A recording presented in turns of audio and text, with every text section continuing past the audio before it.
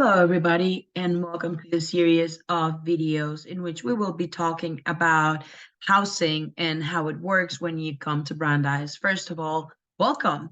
This is an amazing city. You will find a lot of things to do. If you're an international student like myself, I hope you find this place to be an amazing place to live and that you get an experience that will help you grow as a person. And also, I want you to have fun. So, first things first, in this opportunity, we will be talking about what it's like moving to Boston or the Boston area. And we are going to talk about prices and things like that, kind of like to give you an idea of what to expect when you start your life here. First of all, Boston is a very old city and is comprised of a lot of old buildings. Yes, I had to figure this out too. It can be a little different from what you're used to, even more if you're not familiar with renting processes, but there's a lot to learn about that.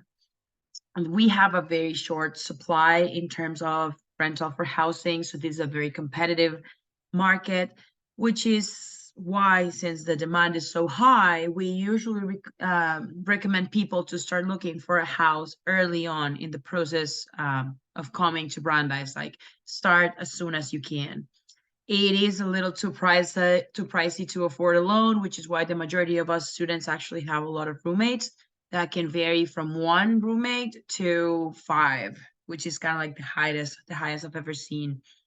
Also, Boston is like a college town. The Great Boston area has more than 40 universities and or colleges within just the I-95. So most apartments begin to turn over in the summer and into the beginning of September. To give you an idea of housing options, this is like, for example, for Waltham, in 2021, you can have like this house with 5 bedrooms, which is a multifamily house. That means that you will be having 4 roommates. It has 2 bathrooms, 1 living room, and 1 kitchen. 1 bedroom approximately has the price of $750 without utilities. This was for 2021. However, this place also included parking.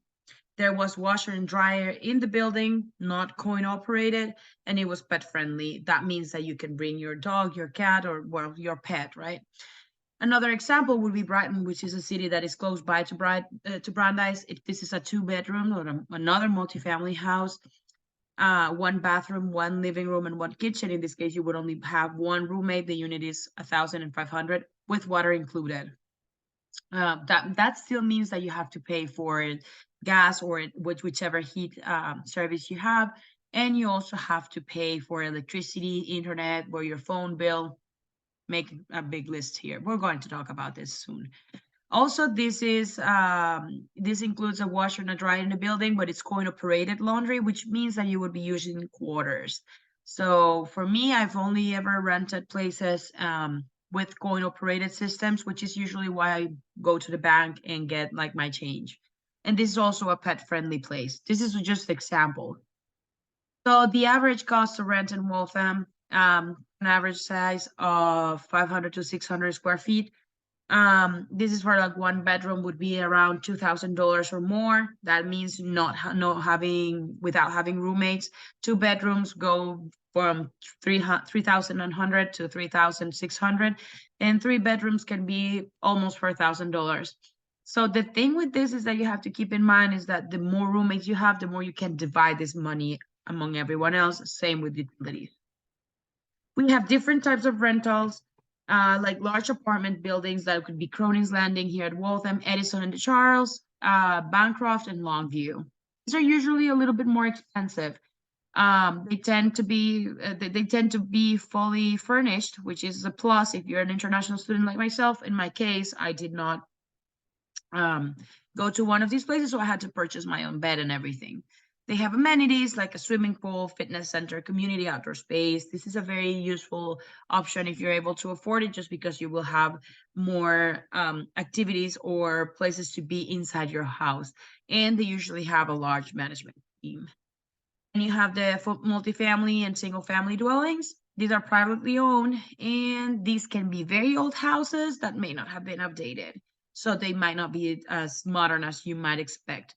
This type of rental tends to be cheaper because then, like I said, you rent a room and then you have a lot of roommates. That is not to say that things don't work inside of the apartments. That is just to say that you have to be prepared, for example, for the heater to be a little noisy at night. Now, this is a question that we've been asked a lot, is like, should you work with a realtor? And the answer is like that, that's on you. They can have this can have its pros, which is like the fact that they have an established relationship with the landlords, they have more in-depth knowledge about the market, the inventory, how to deal with this person that is going to be your landlord, and so on. The cons that it has is that mostly it's going to be an extra expense, right? It's going to be, you're going to be charged usually as a finder's fee, um, which is usually a month of rent. So this is extra money. It can also help you um, navigate the situation and probably find a good property. Again, this is something that you would have to be, you would have to consider.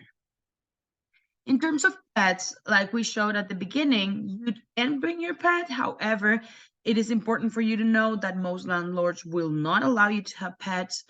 And when they do, they actually have an extra fee or a charge per month for you having your pet.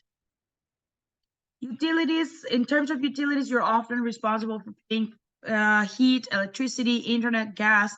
Most apartments won't ask you to pay for water. There's a very specific circumstance in which you would be in charge of paying water, but the majority of places won't ask you for that. The cost of these utilities varies with the seasons. For example, the heating bill right now, that is still like the end of the winter, is still going to be higher than what I will pay, for example, when it's summer and then everything's hot already. You can pay for electricity as well. You pay for electricity as well. Like I said, usually I tend to pay more in wintertime than I do in the summer. So just for you to consider. This is an example for you to see. Electricity plus heat, it was like $100 a month. This is a real example from a student. Water was included in the rent. Wi-Fi, they were paying $60 a month. The phone bill would be $40 a month. In laundry, it would be like $1 per load. Usually you will be paying $5. In my particular case right now, I am paying $4 per load that I do. And remember, like I said, I have like a coin operated laundry machine. This is another example of electricity. As you can see, this is from 2022. So depending on the month, you will have more or less usage in terms of electricity, which will also impact your bill. So this is a very interesting conversation that we need to have. I'm an international student. So in order for you as an international student to rent a place, you will need some more documents or different documents that a local student would need. For example, you need your I-20 if you are an F1 visa student. And this basically what shows is that you're enrolled with the university and that you're able to afford a place. They might ask you, landlord can ask you for a copy of your visa, a copy of your passport, or your letter, the offer letter from Brandeis when you started studying. This is important because I don't want you to be scared or think that this is sketchy if they ask you for this documentation. They are basically just trying to make sure that you will be able to afford the place you will be living in. Not every landlord would ask you for these documents. In my particular case, I've only ever been asked for the I-20. So this is another question that we get a lot, and this is about renting with children. What happens if I need to bring my family and my children, right? There's some things that you have to keep in mind. As these houses are quite old, some of them might still have lead paint. So in Massachusetts, it is required the removal or the control of this lead paint in houses with children under the age of 6.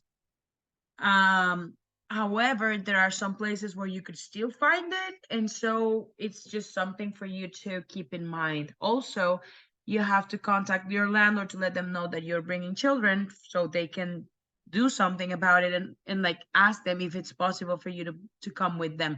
Not every landlord would accept that. Some of them are just thinking, I want a student, I don't want a couple, and so on. So this is This can be another hurdle, which again is to say, start looking early. So roommate situations. This is very interesting because living with roommates can either be fun or very challenging. So usually the recommendation I would give you is to start talking with them, have conversations with them, try to understand them, get to know them a little better. So you set expectations. I would say write them in paper, have those expectations written, and kind of like remind people what their responsibilities are. So if you're not able to meet with them in person, do a Zoom call or something like that. I think it would be very beneficial for the both of you, or for, well, the number of you that it is, to have these conversations and be able to talk about things and again set realistic expectations. We recommend filling out a roommate agreement. We're going to provide you with one copy of that. If you would like to see it, it's going to be embedded in the same page. So I don't know exactly where in the screen you will see it.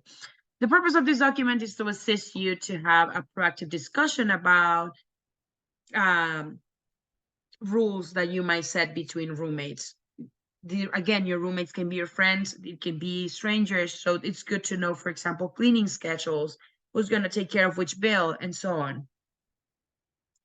So this is a very interesting thing as well, is what to ask your landlord. For example, the place has central AC. This is important because in the summer it actually gets to be very warm, and trust me, you will want to have an AC. If not, you will have to purchase a small AC that can help you, or have a fan. Another question you can ask is what is used to heat the house or apartment. This is something that you should know, and how much that typically costs. To give you an example, gas, you will have to call that company to put it under your name. It's the same will happen with oil. But then you have to know who is responsible for filling the tank, how much oil is currently on the tank when you move in. I would say get this in writing. Um, Also ask who the electricity company is. One question that I asked my current landlord was, what happens with the shoveling in terms of snow? Like, I didn't want to be the one shoveling the snow out. So that is a conversation that you should have with your landlord too. Who is responsible for moving the lawn? Who is responsible for shoveling during winter time? Do I need renter's insurance? This is highly recommended. Not so long ago there was a fire in this area. That is not to make you feel concerned about that, but it is important to know that if something like that happens, your landlord won't be held liable for that. Usually your contract will say something about that. Um, and it's not really that expensive. That is a recommendation for you to get your renter's insurance. And another question is if you can sublet your room. This is interesting because in my case, for my internship, I had to leave the country. And so subletting my room actually helped me a lot in terms of finances. And this is finally a list of references if you want to learn a little bit more about what we've talked about. Please note that Brad Affairs is here to help you. And if should you have any question, you can always send us an email and we'll be happy to help. Thank you.